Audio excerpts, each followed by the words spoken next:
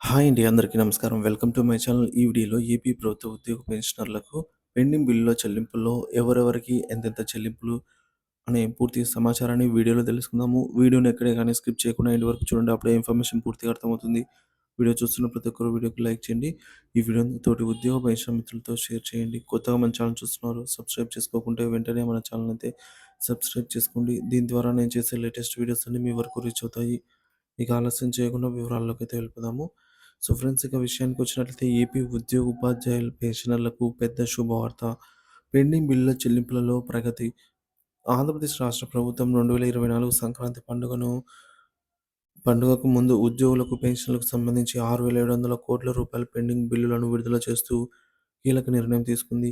ఈ బిల్లుల చెల్లింపులు వివిధ వర్గాల ఖాతాలకు చేరడంతో రాష్ట్ర వ్యాప్తంగా ఆనందం వెల్లివిరిసింది. ముఖ్యంగా జగన్ సర్కారులో పేరుకుపోయిన ఈ బకాయిలు ఇప్పుడు సంక్రాంతి పండుగను మరింత ఆనందకరంగా అయితే మార్చాయి. పెండింగ్ బిల్లుల చెల్లింపు వివరణ. పెండింగ్ బిల్లుల చెల్లింపులలో భాగంగా వివిధ వర్గాలకు ఎంత మొత్తం విడుదల అయిందో ఇక్కడ మనమైతే వివరించబడింది చూడవచ్చు. ఉద్యోగుల జీపీఎఫ్‌కి, అలాగే సీపీఎస్, టీడీఎస్ ఈ ఉద్యోగులకు సంబంధించి టోటల్‌గా 1,300 కోట్లు.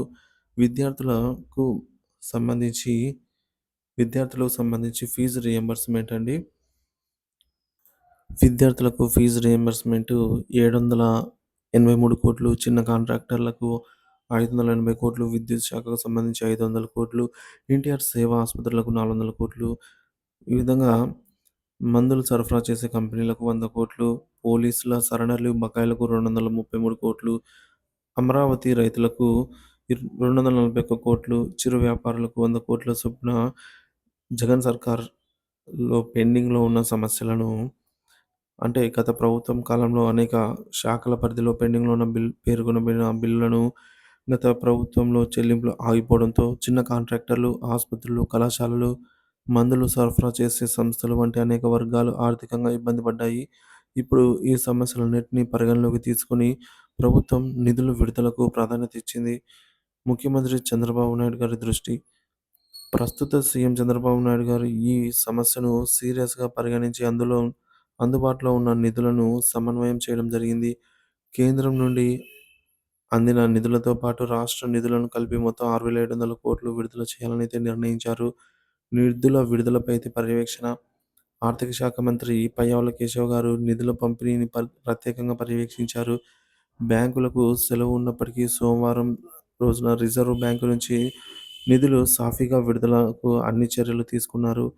ప్రభుత్వ ఉద్యోగులకు సెలవు దినమైనప్పటికీ ముఖ్యమైన అధికారులు విధుల్లో ఉండి ఈ బిల్లులను ఖాతాల్లో జమ చేసేలాగా అయితే చర్యలు చేపట్టారు. వివిధ వర్గాలకు ఆనందం.